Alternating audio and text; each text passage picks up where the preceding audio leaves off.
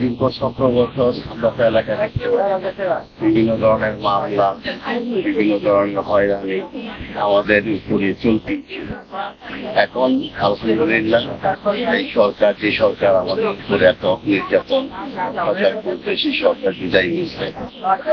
সুন্দর একটা পরিবেশ এখন দেশের দিকে আমরা দেখতেছি, বিশ্বকাপ চলতেছে, সবাই আমরা মানে উৎফুল্লভাবে বা একটা বিশাল একটা আনন্দের মাঝে আমরা বিশ্বকাপ আমাদের নেতা ঢাকা মহানগর বিএনপি সম্মানিত আহ্বায়ক জনাব আমিনুল হক ভাই প্রত্যেকটা ওয়ার্ডে ওয়ার্ডে আমাদের লাগিয়ে দিয়েছে, যেটাকে আমরা বলি প্রজেক্টর, খেলা দেখার যে প্রজেক্টর, সেটা ব্যবস্থা করে দিতে আমরা এলাকাবাসী সুন্দরভাবে খেলা দেখতে। সবচেয়ে বড় কথা যেটা আমাদের উপর থেকে একটা নির্দেশনা আছে, ওয়ার্ড ভিত্তিক আমাদের উন্নয়ন কমিটি। সেই উন্নয়ন কমিটি আমাদের প্রত্যেকটা ওয়ার্ডে আমরা করেছি।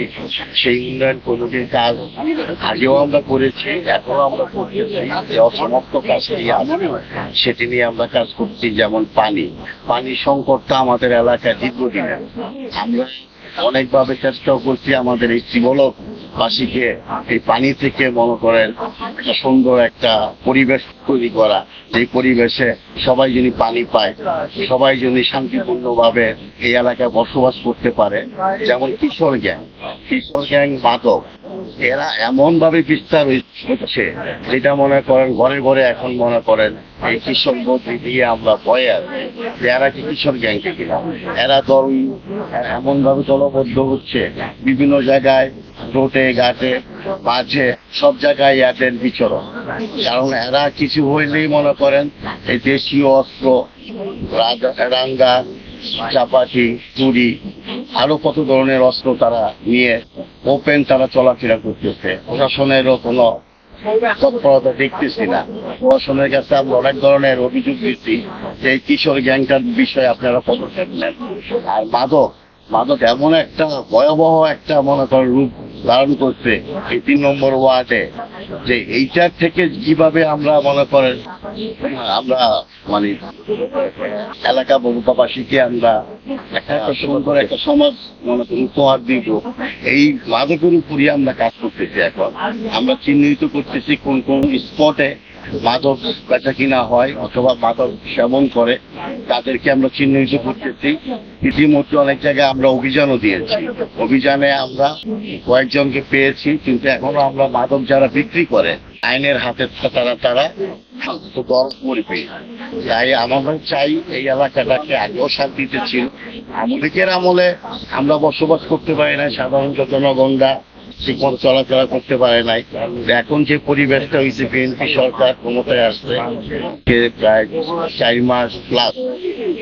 4 মাস প্লাসে মানুষের মধ্যে যা শুনি যে বিএনপি আসার পর বিভিন্ন ধরনের উদ্যোগ নিয়েছে।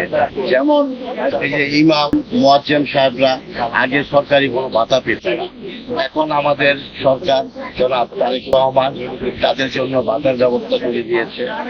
তারপরে যেমন মনে করেন প্রত্যেকটা মসজিদ, মাদ্রাসা, স্কুল আগে যেমন দলীয়করণ ভাবে এইসব কমিটি গঠন করা হয়েছে, এখন এসব থেকে আমরা বিরত থেকে এলাকার সুশীল সমাজ, এলাকার শিক্ষিত সমাজ তাদেরকে নিয়ে আমরা মসজিদ কমিটি, আমাদের স্কুল কমিটি, কলেজ কমিটি, উন্নয়ন কমিটি, এটি আমরা প্রত্যেকটা জায়গায় আমরা যাচাই বাছাই করে আমরা সব জায়গায় আমরা কমিটি আমরা দিচ্ছি।